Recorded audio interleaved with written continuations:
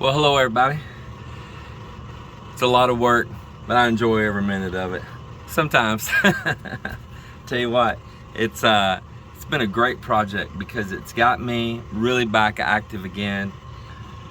What I'm out here doing in the boat right now is I'm stripping out like a bunch of old or out-of-dated stuff or broke stuff, and some of it will never go back because I don't see the point in it. And let me turn this camera around here and I'll show you a few things of what I'm talking about. So starting out here, I removed all of this step down here. Well, the reason I'm saying that is because crawling in back here to this little berth down here below, it's tight. I mean, it's not about if I'm overweight or underweight or whatever. It's a tight little fit between here to here. Let's just look and see what that is. So there you go right there. You've got 1 foot between the front of the refrigerator door and in there, 1 foot. And actually less than 1 foot up here as it tapers back. You got like 11.5 inches. And you got all this poking hardware on this refrigerator door and all sticking out. Another thing is when you get in there, it's just hot and steamy back in this. And it really feel kind of jammed and clammed up. Well, you see this little well right here for stepping down into the boat. Well, this can be cut out right here. This can be removed and that can be open. And let me tell you, just that little bit of opening right there will make all the difference in the world. When it had the steps, it came, as you see, all the way up to here, and they came out, it made it even tighter to get back here into this. Even tighter. This had a little pull around curtain. Just something else in the way. You're already kind of hid back in there anyway, and it's already no air moving back there. Why would you want a curtain? What are you gonna be doing? It's so private down in there. So not for me. That's trash. It'll never go back. And then this piece here, which is really stained up and nasty.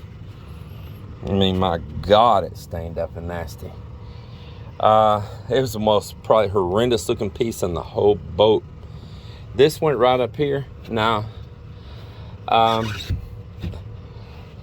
mean, you could basically have a little cubby hole, barely. You could maybe stick something in up there. But actually, what it did for me is it just took away more room. Because by the time you fit it all, it comes in a couple more inches coming back this way, and another like 1.5 inches sticking down, which is making that opening even tighter. And I don't see no real reason for it to be there. Actually, it looks cleaner now without that. If they thought they were doing a little dress up, well, I guess I like things to be a little bit more simplistic. Tell you the truth, that looks way better than all of this mess. Not even gonna bother recover it out of here. And now, just that right there alone has made it so much easier for me squeezing in and going back into that berth. Way easier. And then I won't feel so jammed up in there once I chop this little opening right here, and allow more air to go back in there and a little bit more breathable. And when you're laying down, you can actually look all the way through and under. I noticed I was laying in there just a minute ago, kind of resting my head on that little life preserver, and you could just see and imagine how much more view you would have and how much more air will come back with this extra couple feet around this corner cut out. Another thing I want to address is this little window. This little window slides, see here, but it has a little splash like deal here. I guess if water is coming in, it's got this like a little glass ledge right in here. There you go, you can see it right there. And so it leaves you about a 2 3/4, maybe 3 inch. That might be 3 inches by about maybe 6 or 7 inch wide little space actually for any air to come in out of all of this little window. And not much light either. It's got a little Velcro screen on the back side, and then these are tinted on top of that, and it makes for hardly no light going down in that back at all. Now on the opposite, Bayliner made this squared out all the way to the back instead of that little curve around right there, and it had a large hatch style like a port type window right back there. I mean, it's big enough you could literally, and I've seen people do it, put a small window unit in that thing. I'm not going to be doing that, but some people that were living like up in marinas and all, they were slipping a small window unit in, and you could actually escape out that window on the Bayliner. And the reason I'm comparing Bayliner with Sea Ray is they're both owned by the Brunswick Corporation, and some of these were even built in the same plant, running a one line on one side and one line on the other, but they were built in different places. There's multiple plants, and some of the Sea Ray plants, some of the Bayliner plants ran that product only one or the other. But same mother company, and I can say that Sea Ray is a better quality boat without a doubt. But there was things in that Bayliner design that I liked a whole lot better. I really did. And so can't change it as far as, I mean, I guess you could if you want to get it centric and spend a bunch of money. But what I can do is, if I can find a larger window here, I mean, it's kind of crazy. There's a lot of frame in this. You see, look, I mean, it's got like 2 inches of frame top and bottom. If I could find something more modern, I'm gonna kind of be on the lookout for. Maybe I could cut this thing up, just cut that hole out. I've been inside in there. There's space up above in here, a couple inches higher, maybe even an inch lower right here. And it wouldn't bother me if I had something that came all the way down right here and had a large window in there. I would really like that, I'm telling you. And the more air you can get back there, the better. The more light you can get down in that dark hole, the better. It's just kind of surprising to me they made such a dank little window with the design that it has. I'm not really a fan of the mirror up here either. As I do a little updating on this boat, this whole little cabinet-like thing here at this galley, I don't like it. Of course, I would love to have a bigger boat. They're so expensive here, just so expensive. I didn't want to spend that kind of money. And then the next thing is that I need to bring it in. I'm not going to leave it moored out here. This weather changes so fast along this beach. This isn't like a protective cove or anything like that. This is out facing to open water.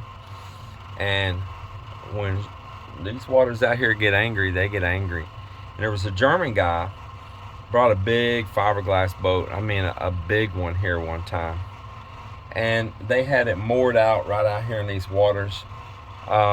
You can find pieces of it down here in another community. There was pieces of it laying before. When I met Melinda, I seen it, because it got ripped to shreds. So from what I understand, they moored it out, and they moored it out using the windlass. I'm so sorry, I drew a blank there. They moored it out using the windlass. They did not tie off on the bow up there to the cleats there to each side. Instead, they let the windlass take all the load. You're not supposed to do that, you know. And anyway, it ended up ripping the windlass off the front of the boat and right down through the bow out there when it was bouncing up and down like crazy in those hard waters. And then water came in, the boat crashed up on the shore also because it broke loose. It succumbed and just got beat to death by the waves and just totally destroyed, and it was the end of that boat. I don't want to be that German. I don't want to be him. So the whole deal of everything I'm doing here is to have infrastructure that I can just drive right out there and launch at the beach, use my little Greenwood 4-wheel drive or my little white truck, either one, launch it right out there at the beach, and then bring it back in. All right, I just took the Sawzall and cut that. Now, before I cut the carpet, I want to show you the difference when you're inside of just how you can see out into the room in here. Now imagine you're trying to sleep back down underneath here, if somebody was. And there's this carpet. Now imagine there's a lot already coming in just now because I cut the wood. But just imagine the difference all of a sudden when now you can lay here and you got all that light and air that comes in, just boom, just like that. And it'll be even better. My hands aren't holding it all up. It'll be even better. Now look, you can lay right here and look all the way up into the front of the boat. You got air all the way around. So I'm gonna cut that out, and I have no regrets in doing it at all. Just gonna cut this piece of carpet out of the way for right now. I'll probably remove this whole piece by the time it's said and done off of here. I don't want it, but I'm gonna cut this little flap out of the way.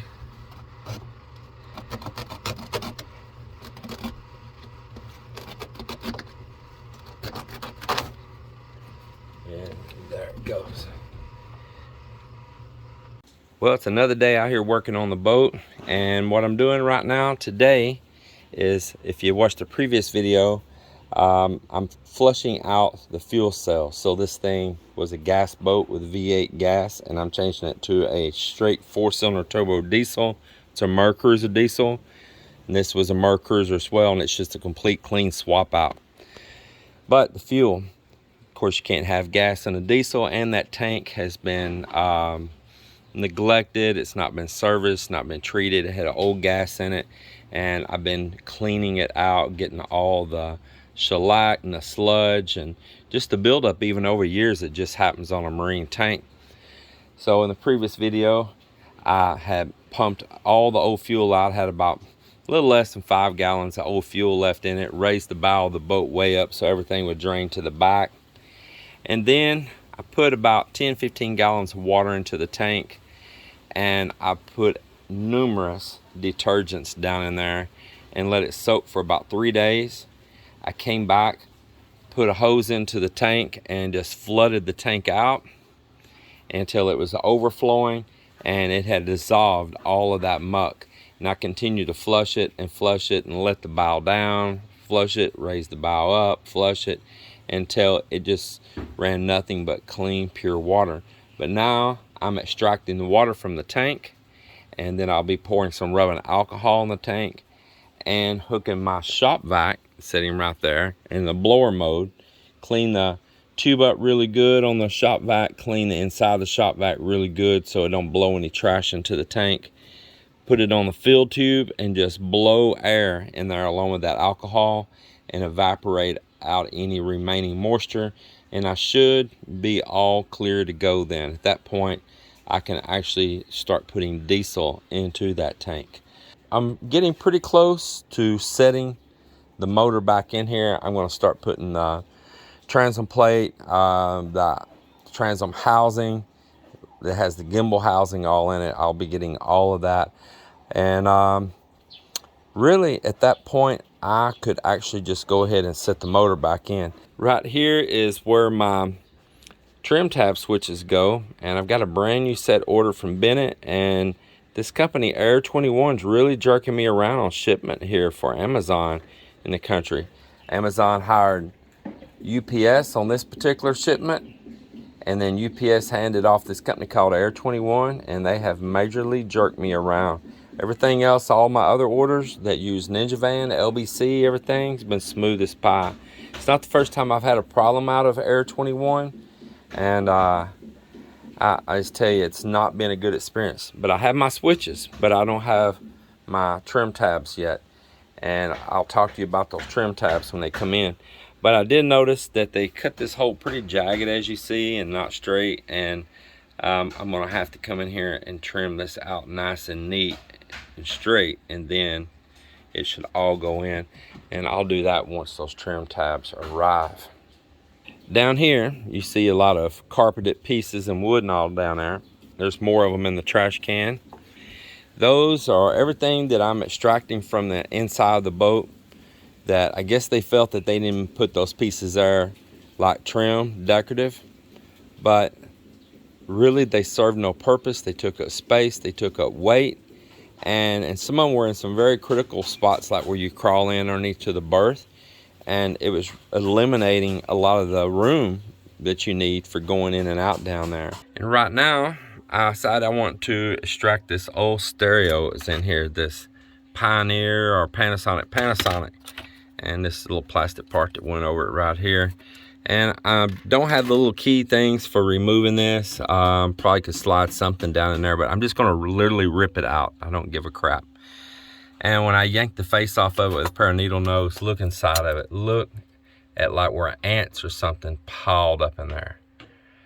Here inside the boat, I want to show you a little bit more about me stripping this boat down. So I'll step back here a little bit. You can see this is on top of what you call the kitchen, the galley right here. And this is all it really had for cabinetry in it. It had a stereo up in there. And I just went through total heck ripping that nasty stereo out. And in the midst of that, I said, you know, this thing's just horrendous. Look here, it looks like a rat or people or something are just reaching in and out all the time. Who knows?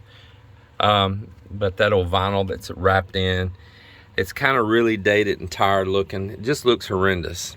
So what I want to ask you, your opinion, my good loyal viewers, I want to ask your opinion about just completely removing that. So here is before and here's after. Now, I know you see all those wires and stuff, but take that out of your mind because that can be dressed up. But look at this. You gain like a foot of countertop space. Very valuable countertop space when you're in here on a boat. You gain like a foot. You can also access some wiring stuff here that actually didn't even have access unless you completely remove that. And this is the stereo wiring. I can relocate that. So all of this would be gone. You would still have your grounding wiring right there, but that's okay. And I could make just a little decorative piece and put just right across there only. And when I make that little decorative piece, I could actually put a shelf, make a shelf there at the same time with a lip on front of it. So I got a little pocket still to put stuff all the way back in there. Now this space wasn't even usable because the way it was built, all of this whole area was just taken up with the radio, and the rest of it in there was just big old hollow voids down in there you couldn't even get access to. Same thing on the back part of that, and up in here too. Just wasted space inside the boat. So now I can actually attach right here. This is where the joint of the bottom half and the top half of the boat come together. And you know, I can screw into it just like they've got screws into it here as well. And I can make a little shelf right down through there on that. Have a little front on it so nothing can fall off. And right there, I can use that space. Then I want to show you something else. I removed a wood panel that was right here, just up here with 2 screws only.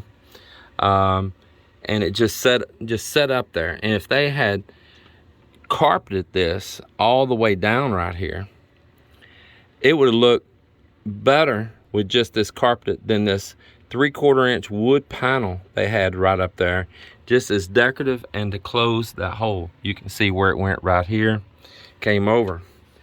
I removed that piece, and as you see in this hull of the boat, there's a long hollow void down the side in there.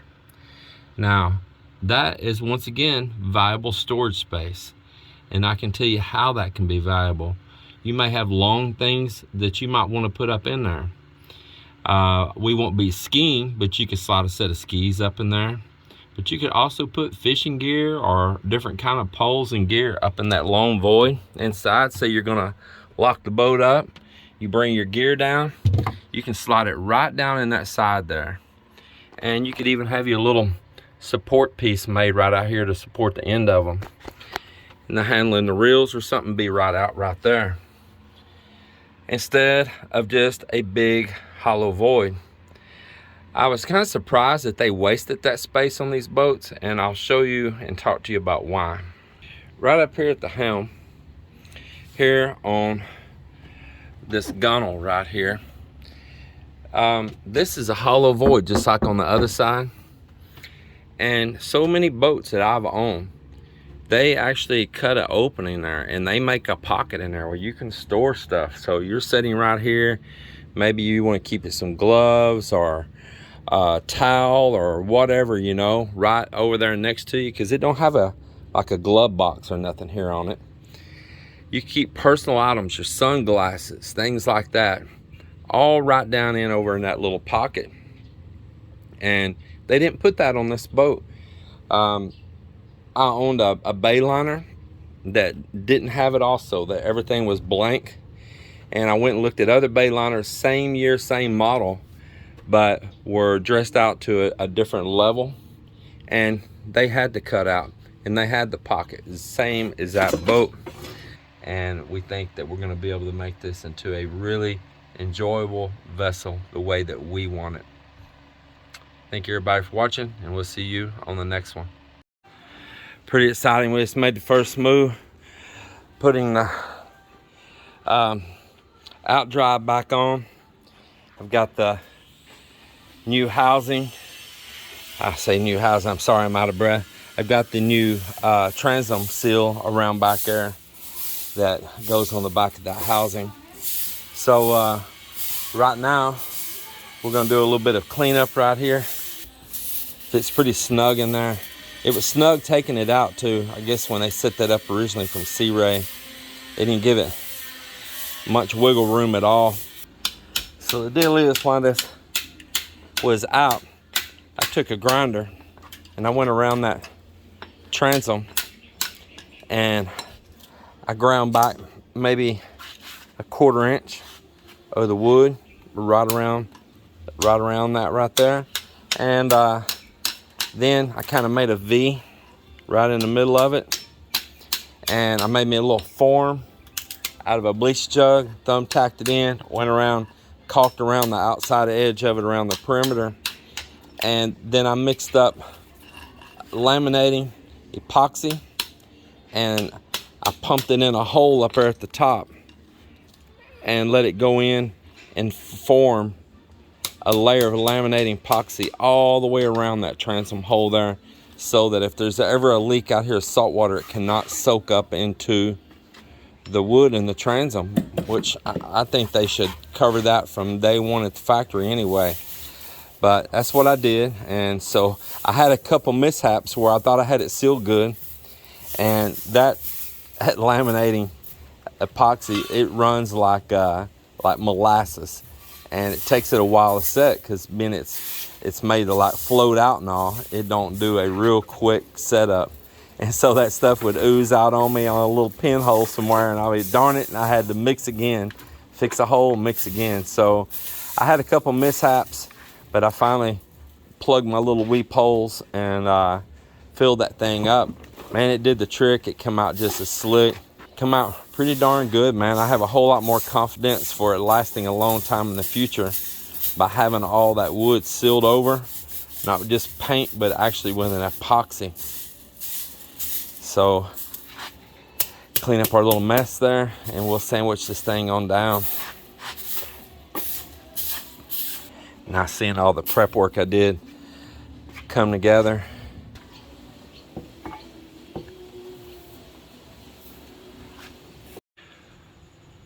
Well, I've been out here working on this Sea Ray, getting this thing ready to drop this diesel in, and I want to run this diesel one more time.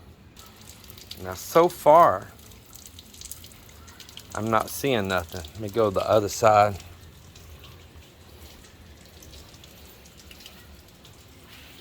And I still don't see anything, so I think I'll give it a go and start it. Let me just look again over here. I don't see not even one tiny drip anywhere, not even a dot of water.